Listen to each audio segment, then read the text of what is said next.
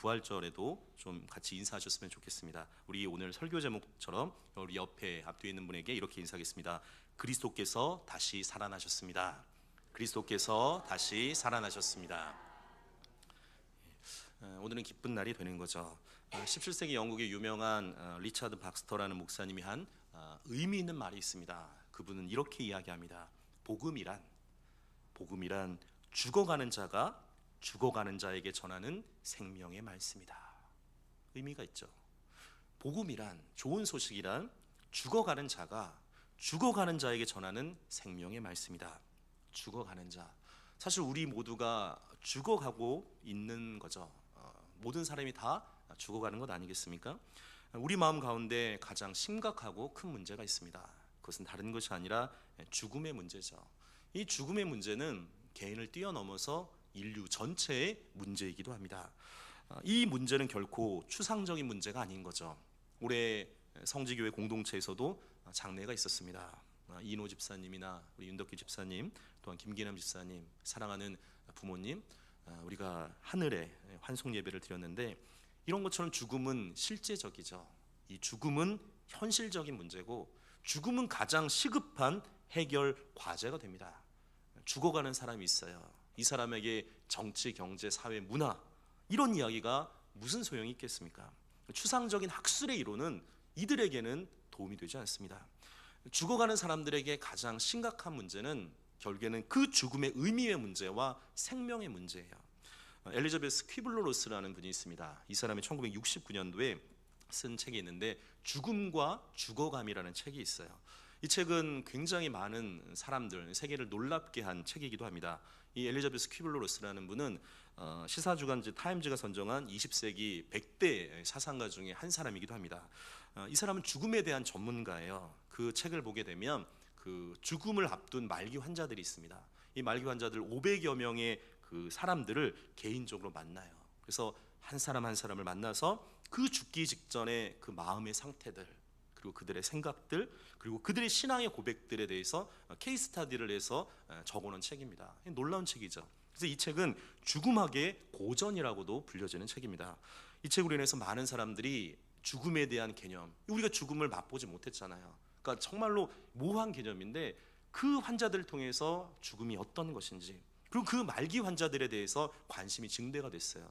우리가 지금은 호스피스가 굉장히 많이 알려졌지만 이 분을 통해서 이것이 많이 사람들에게 알려지게 된 거죠. 특별히 엘리자베스 퀴블러 로스가 이 말기 환자들 임종 한계의 심리 단계를 죽음의 5단계로 정리를 합니다. 첫 번째는 그런 거예요. 죽음의 5단계 첫 번째는 부정의 단계예요. 죽음은 절대 아닐 거라고, 의사가 잘못 진단할 거라고, 그러면서 그 나라에 있는 유명한 병원들, 그 큰 병원들을 여기저기 찾아다닙니다. 나에게 이런 일이 일어나지 않을 거라고. 부정의 단계예요. 그리고 두 번째 단계는 분노의 단계겠죠. 왜 나야만 되냐고, 왜 지금 내가 죽어야만 되냐고, 내가 아직도 창창하고 내가 경제적으로도 이제 조금 안정이 됐는데 내가 왜 벌써 죽어야 되느냐고, 그러면서 분노해요. 막 분노가 치밀게 되는 거죠. 그리고 세 번째 단계는 타협의 단계입니다. 신과 타협하려고 해요. 특별히 이때 믿지 않는 사람들, 신과 타협하려고 해요. 믿어줄 테니까, 내가 믿어줄 테니까 나를 조금 살려달라고, 아니면 얼마간의 말미라도 조금 더 달라고, 이러면서 절대자와 타협하려고 합니다. 그리고 네 번째 단계는 우울의 단계예요. 이래도 저래도 안 되거든요. 그것이 다가오게 돼요. 그러게 되니까 절망에 빠지게 되죠. 이제는 병의 문제가 아닙니다. 마음의 문제로 오게 돼요. 그리고 마지막의 단계가 수용의 단계예요. 이 죽음을 기정사실화하게 됩니다. 그리고 그것을 수용해요. 받아들여요.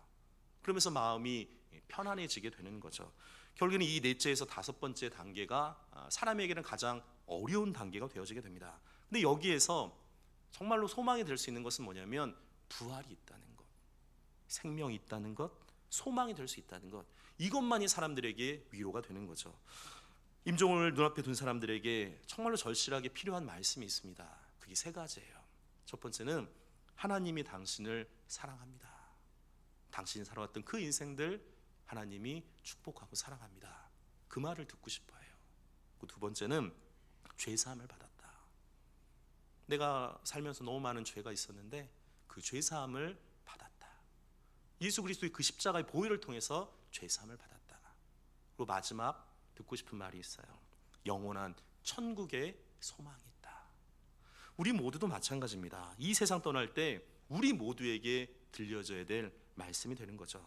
잘 사느냐, 못 사느냐, 오래 사느냐, 일찍 사느냐, 이게 중요한 문제가 아니에요. 인간에게는 누구나가 결정적 과제라는 게 있습니다. 이 결정적 과제가 뭐냐면 죽은 다음에 그 생명이 어떻게 될 것인지, 거기에 관심을 가지고 그 문제에 대한 답이 있어야 되는 거예요. 답이 있어야 되는 거죠. 오늘 하나님의 귀한 말씀 성경은 생명의 문제로 이 부활에 대해서 답하고 있습니다. 무엇으로 풀 수 없는 죽음의 문제가 있어요. 이 죽음의 문제를 부활 사건으로 답하고 있죠. 제가 성지교회 와서 죽음에 대해서 조금 많이 이야기했는데, 우리가 죽을 사자라는 말이 있잖아요. 이게 한일자가 있고 저녁석자가 있고 옆에 비수비자가 있어요. 하룻밤의 비수처럼 다가오는 게 죽음 아니겠습니까? 많은 사람들이 거기에서 두려워해요. 그러나 여러분들 예수 그리스도를 믿게 되면 그 죽음과 허무의 문제가 이제는 영원한 생명과 의미의 문제로 새롭게 변화되는, 그것을 믿으시는 하나님의 사람들이 되기를 간절히 소망합니다. 오늘 특별히 고린도전서 15장에 있는 말씀은 유명한 부활장의 말씀입니다. 혹시 죽음과 고통 가운데 있다면 이 오늘 15장의 말씀을 깊이 묵상함을 통해서 부활의 소망을 갖는 하나님의 사람들이 되기를 간절히 기원드립니다. 오늘 고린도전서 15장을 통해서 우리가 세 가지 정도를 보려고 하는데, 우리 12절부터 13절까지 있는 말씀 같이 한 목소리로 읽겠습니다. 그리스도께서 죽은 자 가운데서 다시 살아나셨다 전파되었거늘 너희 중에서 어떤 사람은 어찌하여 죽은 자 가운데서 부활이 없다 하느냐? 만일 죽은 자의 부활이 없으면 그리스도도 다시 살아나지 못하셨으리라. 아멘. 우리 이 말을 한번 따라해 봅시다. 부활은 사실이다. 부활은 사실입니다. 팩트예요. 예수님이 부활하셨습니다. 여기에 부활의 의미가 있는 거죠. 위대한 사람들의 묘를 찾아보게 되면 누구누구 지묘 이런 게 쓴 묘비가 있어요. 근데 놀라운 것은 기독교의 복음의 정말로 결정은 빈 무덤에서부터 시작하게 됩니다. 그런데 무덤에는 시체가 있어야 되잖아요. 근데 예수 그리스도 그분은 부활하셨기 때문에 그 무덤에 시체가 없어요. 빈 무덤인 거죠. 그리스도의 부활의 첫 메시지는 이렇게 시작합니다. 누가복음 24장에 이런 말씀이 있어요. 어찌하여 산자를 죽은 자 가운데서 찾느냐? 여기 계시지 않고 살아나셨느니라. 여러분들 이 말씀을 믿으시기를 간절히 소망합니다. 주님께서 부활하셨어요. 근데 왜 살아있는 그 분을 죽은 자 가운데서 찾느냐? 여기 계시지 않고 살아계시다. 이것이 기독교 복음의 첫 마디가 되는 거죠. 빈 무덤. 그게 기독교 교리의 토대가 되어지게 됩니다. 기독교는 거기에서 시작이 돼요. 부활이 있기 전에는 기독교는 존재하지 않습니다. 부활 사건 이전에는 그리스도인이 있을 수가 없어요. 그리스도인이 부활절이 만드는 게 아니에요. 부활이 기독교를 만들고 그리스도인들을 존귀케 하는 것을 보게 됩니다. 이 빈 무덤이야말로 기독교의 터전이고 뿌리가 되게 되는 거죠. 근데 부활은 실제 사실입니다. 철학이나 관념이 아니에요. 우리의 머릿속에 있는 철학이나 관념, 단순한 교리가 아닌 거죠. 이론이 아니에요. 추상적인 이야기나 설화도 아닙니다. 부활은 사건, 그 사실이에요. 이 사실은 모든 이론을 초월하게 됩니다. 이게 중요하게 된 거죠. 사실은 증명할 필요가 없어요. 그냥 있었거든요. 봤거든요. 언제든지 사실이 아닌 경우에 이거에 대해서 이론도 많고 생각도 많고 추측하는 일도 많아지는 거죠. 얼마 전에 한국에서 그 검사외전이라는 영화가 있었습니다. 이 영화가 상반기에 한 970만 이상 돼서 상반기 최고의 흥행작이기도 했었는데, 여기에 보면 그 다혈질 검사인 황정민이 나와요. 그리고 그 얼굴, 뭐라고 하죠? 꽃 같은 비주얼, 예, 그렇게 되는 사기꾼으로 강동원이 나오게 돼요. 두 투톱이 이제 주인공이 되는데, 여기 보게 되면 이 황정민이 다혈질 검사로 나오게 되는데, 잘못해서 그 취조 중에 피의자가 변사체로 발견이 돼서 이 살인 혐의로 체포가 됩니다. 근데 이 사람이 왜 죽게 되냐면 천식이 있어요. 이 천식이 있는데 네블라이저라는 인공흡기가 있는데 그걸 누군가가 갖고 간 거예요. 그래서 그 증거만 잡게 되면 누가 이 사람을 어떻게 했는지를 알게 되는 거죠. 그래서 나중에 황정민이 누명을 쓰고 5년 뒤에 이제 강동원하고 해서 그 사건을 해결한다는 거예요. 나중에 법정 명령이 나오게 되는데 거기에서도 마찬가지예요. 그 갖고 가졌던 사람, 그리고 그 증거가 나타나게 되니까 모든 재판이 끝나게 되게 되는 거죠. 여러분들, 부활도 마찬가지입니다. 부활을 그냥 주장하게 되면 이건 이상한 사람이에요. 근데 고린도전서 15장 3절부터 8절까지 보면 부활을 본 사람들이 나와요. 그게 한 사람이 아니에요. 게바, 베드로가 봅니다. 12제자가 예수를 봐요. 그리고 500의 형제 야고보, 나중에는 만삭이 되지 못한 바울도 다메섹에서 예수 그리스도를 보게 되는 것을 보게 됩니다. 마태복음 27장 53절에는 이런 말씀이 있어요. 예수의 부활 후에 그들이 무덤에서 나와서 거룩한 성에 들어가 많은 사람에게 보이니라. 눈에 봤다는 거예요. 사랑하는 성도 여러분, 부활의 증인들, 그 증인들을 통해서 우리의 믿음도 있게 되는 거죠. 부활은 사실입니다. 근데 그 사실을 믿느냐 안 믿느냐, 그것은 우리의 믿음하고 연결이 되어져 있어요. 부활이 사실임을 믿는 귀한 하나님의 사람들이 되기를 간절히 소망합니다. 우리 14절부터 16절까지 있는 말씀 같이 한 목소리 읽겠습니다. 그리스도께서 만일 다시 살아나지 못하셨으면 우리가 전파한 것도 헛것이요 또 너희 믿음도 헛것이며 또 우리가 하나님의 거짓 증인으로 발견되리니 우리가 하나님이 그리스도를 다시 살리셨다 증언하였습니다. 만일 죽은 자가 다시 살아나는 일이 없으면 하나님이 그리스도를 다시 살리지 아니하셨으리라. 만일 죽은 자가 다시 살아나는 일이 없으면 그리스도도 다시 살아나신 일이 없었을 터이요. 아멘.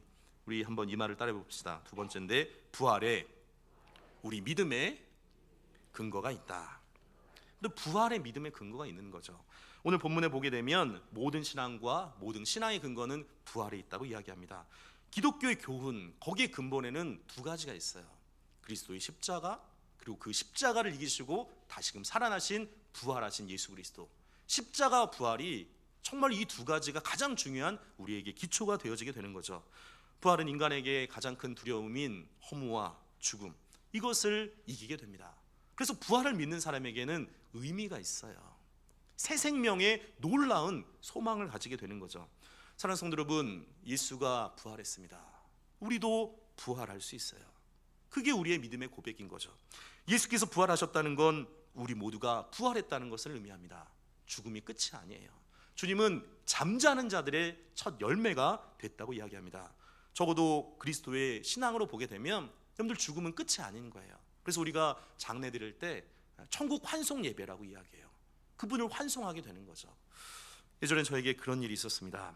여러분들 정말로 사람이 죽었을 때 옆에서 보신 적이 있으십니까? 부모님이나 또 이렇게 보신 적이 또 있을 수도 있을 거예요. 저희는 양가 부모님이 다 살아계셔서 보지 못했는데 어느 날 월요일이었습니다. 월요일 날은 교육자들이 쉬는 날이잖아요. 근데 전화 한 통이 왔어요. 한 집사님이었는데 그분 성함이 이제 한정원 집사님이라고, 이분이 좀 한국에서는 유명한 사람이에요. 왜 유명하냐면 우리나라 최초로 그 공군 그 사관학교에 들어간 분이고, 우리나라 최초의 여자 전투기 조종사 4명 중에 1명이거든요. 남편도 그 항공사에서 이제 보잉 747을 이렇게 몰고 다니셔서 두 분 다 이제 비행기를 모시는 분인데, 오늘 전화가 왔어요. 그래서 무슨 일이냐고, 월요일인데 알고 봤더니 이분이 이게 그 공항 때문에 이제 기지 때문에 이렇게 옮겨 다니셨는데 좀 멀리 계셨거든요. 근데 갑자기 전화가 왔는데 자기 동생이 지금 어렵다는 거예요. 그 얘기를 안 하고 있었는데 제가 여기 개포동에 왔더니 바로 옆에 삼성서울병원 있잖아요. 저기를 보면 마음이 짠한 게 있어요. 일산에서도 이렇게 오면서 장례식을 했지만 그 동생분이 그 삼성서울병원 간호사였어요. 근데 이분이 늘 간호사니까 몸 관리를 잘할 텐데도 불구하고 혈액암이라는 게 있는데, 이거는 뭐 1년 그 사이에 그 정기검진을 하기 전에 이게 몸에서 돈 거예요. 그래서 서울대병원에서 마지막 거의 임종 가까이에 와 있었던 거예요. 그래서 저한테 전화가 와서 그 전화를 받고 제가 부모님 댁에 있었는데 급하게 이제 일산 집에 와서 양복 옷을 갈아입고, 그때 비가 굉장히 많이 왔거든요. 밤에 서울대병원을 갔는데 참 마음이 그렇더라고요. 나이가 31살이에요. 얼마나 젊은 사람이에요. 근데 말기로 바로 이제 하나님 나라 가기 전이었던 거예요. 제가 가서 같이 찬양을 했습니다. 338장 내 주를 가까이 하게 함은. 가족들이 찬양을 해요. 이분이 이제 본인이 간호사기 때문에 어떤 치료를 받아도 몸만 더 아프다는 걸 알기 때문에 그걸 내려놓고 하나님의 그 임재를 마지막 순간까지 기다리고 있었어요. 참 어려운 순간이죠. 목사 입장에서도 봐도 내 주를 가까이 하게 하면 그 찬양을 같이 부르는데 가족들이 뭐 눈물 콧물 다 나는 거죠. 특별히 아버지는 믿지 않는 분이었어요. 어머니는 교회를 다니긴 다니지만 그렇게 강한 믿음을 갖고 있던 분은 아니었어요. 내 주를 가까이 하게 하면 찬양을 하고 굉장히 숨을 이렇게 허덕허덕거리더라고요.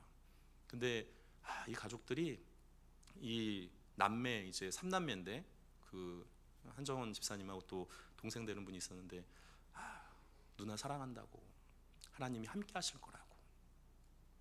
이게 막 눈물바닥이에요. 저도 지금 막 이렇게 울컥한데 근데 그러고 나서 11시 한 58분이었던 것 같아요. 하나님 나라 갔어요. 그래서 의사는 굉장히 냉정하더라고요. 딱 와서 몇 시 몇 분 뭐 운명하셨습니다 이렇게 했는데 그 죽음을 목격하면서 사람들이 겸허해지게 되죠. 놀라운 건 뭐냐면 오늘 말씀처럼 부활이 없다면 우리는 모두 허무해졌을 거예요. 근데 그 아버지하고 어머니가 그 딸의 모습을 봤어요.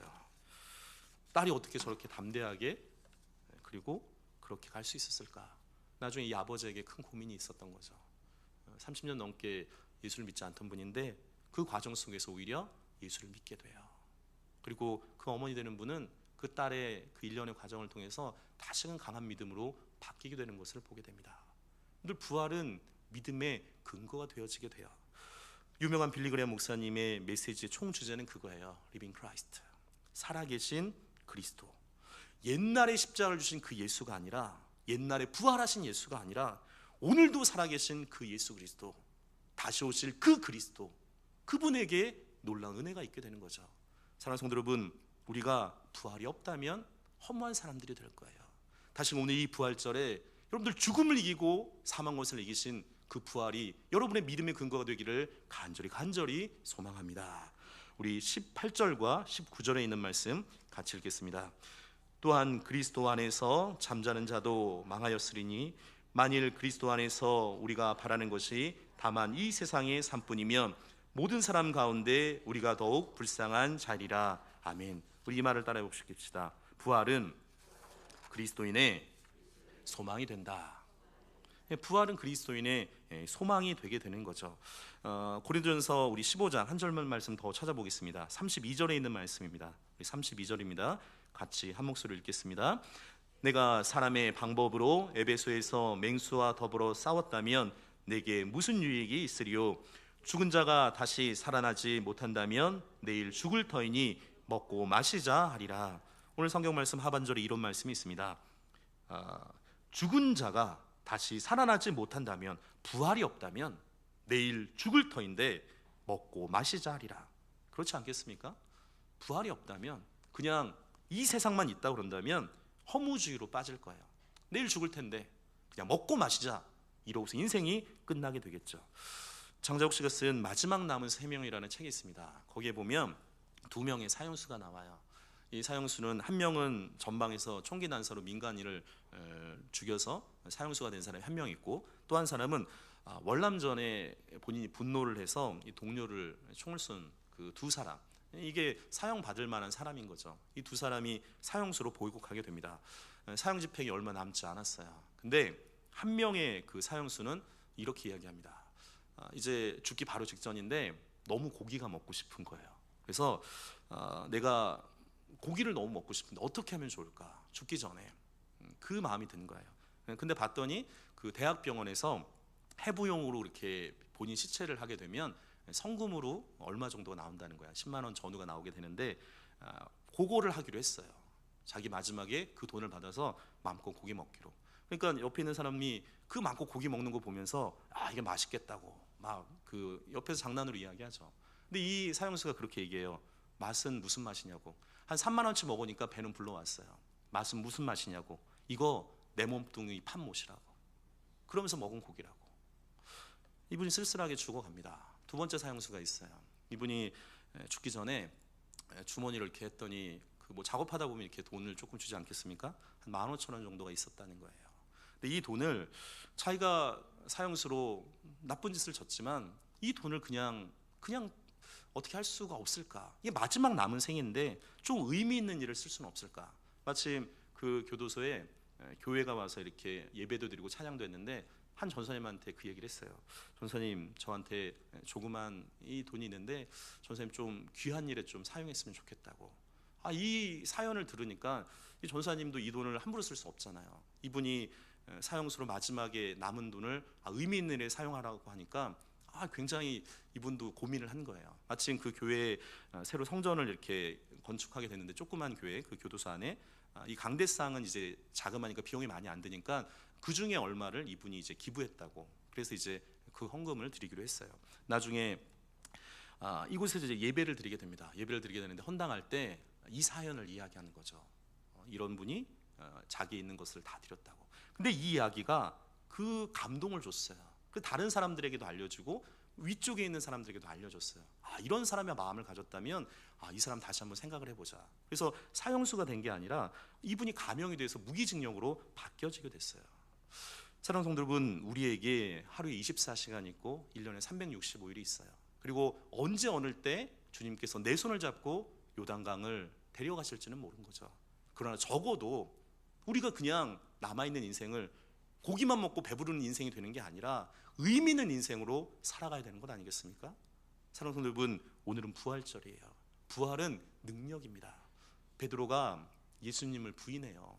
마태복음 16장 16절에 주는 그리스도시요 살아계신 하나님의 아들이라고 고백했던 그 베드로가 나중에 예수님을 저주하고 맹세해요. 구주라고 고백했던 이 사람이 이 사람이라고 이야기해요. 근데 주님이 그 베드로를 끝까지 용서하고 사랑해 주십니다. 사도행전 2장에 보게 되면 그가 성령 충만을 받게 돼요. 이제는 두려웠던 그 공회원들에게 오히려 담대하게 하나님의 말씀을 전하게 돼요. 나중에 베드로가 전설에 의하면 십자가에 못 박을 때 아주 여유롭게 말했다고 합니다. 예수님이 십자가에 달려 돌아가실 때 감히 내가 어찌 제대로 십자가에 달릴 수 있겠습니까? 나를 거꾸로 매달아서 못 박으시오. 그런데 비겁한 베드로가 어떻게 이렇게 할 수 있겠습니까? 거기에는 부활의 능력이 있는 거예요. 부활을 체험한 거죠. 사도 바울도 마찬가지입니다. 사도 바울은 예수 그리스도 믿는 사람들을 박해했던 사람이에요. 근데 다메섹 도상에서 부활하신 그 예수 그리스도를 만나게 됩니다. 그랬더니 그가 지금도 여행하는 게 쉽지가 않아요. 1차, 2차, 3차 유럽까지 복음을 전해요. 맞기도 하고 고난을 받기도 하지만 복음을 전해요. 유럽이 바뀌어지게 됩니다. 토인비는 그런 얘기를 해요. 이 마게도냐 환상을 보고 그 사도 바울이 빌립보로 가는 그 배를 보고 세계 역사를 움직이고 있는 한순간이라고 이야기해요. 그 원인이 있죠. 거기에는 부활의 능력이 있는 것을 보게 됩니다. 제가 한마디 예화만 들고 말씀을 마치려고 합니다. 1973년도 우간다에 이디아민이라는 독재자 대통령이 있었습니다. 이 사람은 너무너무 잔혹한 사람이에요. 이 우간다에서 가장 큰 교회에 키파셈 판다라는 목사님이 있었는데, 당시 이디아민 대통령이 한 8년간 독재했을 때 이게 반대하면 다 죽이는 시대예요. 그래서 이게 라스트 킹이라고 영화가 있는데 그 주연 배우가 연기를 너무 잘해서 나중에 아카데미 나무주연상까지 받게 되는데, 이 배경이 되는 사람이 이 사람인 거죠. 이 잔혹하고 기괴한 짓을 너무 많이 해서 제가 전사님들한테 얘기를 몇 가지 했더니 목사님 이거 주일날 그 얘기하시면 성도들이 너무 힘들 것 같다고. 제가 그 얘기를 안 하는데 너무너무 잔혹하고 기괴한 일을 많이 해요. 그래서 이 사람의 별명이 아프리카의 검은 히틀러예요. 그래서 독재 기간 8년 동안에 인권단체에 의하면 무려 30에서 50만 명의 사람들이, 우간다 사람들이 죽어갈 정도로 공포 정치를 했던 사람인 거죠. 바로 그때입니다. 어느 날 이 암살했더니 부활절 아침에 교회를 쳐들어와서 목사님에게 총을 대요. 얼마나 두렵고 떨리겠어요.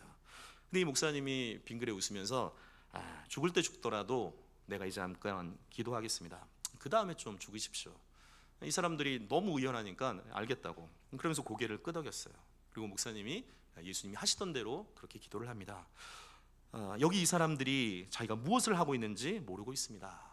이들을 불쌍히 여기시고 이 죄를 용서해 주시기를 바랍니다. 이렇게 간절히 기도하고 아멘이라고 했어요. 이 암살하던 사람들이 그 기도하는 걸 보면서 마음이 바뀐 것 같아요. 기도해줘서 고맙다고. 그러면서 그냥 갔어요. 왜 우리랑 다를까? 이분의 마음에는 뭐가 있었을까? 이 목사님 이야기는 지금 당장 죽는다고 하지만 그 마음에는 두려움이 없어요. 왜냐하면 그날이 부활절 아침이잖아요. 이 부활절 아침에 지금 예수 그리스도의 부활에 대해서 증거하고 충만한 시간으로 가득 차 있었기 때문에 그래요. 죽음이 꺼리낌이 없는 거죠. 왜냐하면 우리가 죽는 것이 끝나는 것이 아니라 잠자는 거예요. 그리고 주님께서 우리의 길을 열어주실 것 아니겠습니까? 그리스도의 날에 우리가 주님 앞에 갔을 때 하늘 가는 밝은 길이 바로 저 앞에 있게 되는 거죠. 사랑하는 성도 여러분, 오늘 이 특별히 부활절입니다. 부활의 신앙을 가지고 믿음과 소망 가운데 하루하루의 삶을 의미 있게 살아가는 귀한 하나님의 사람들이 되기를 간절히 축원드립니다. 기도드리겠습니다.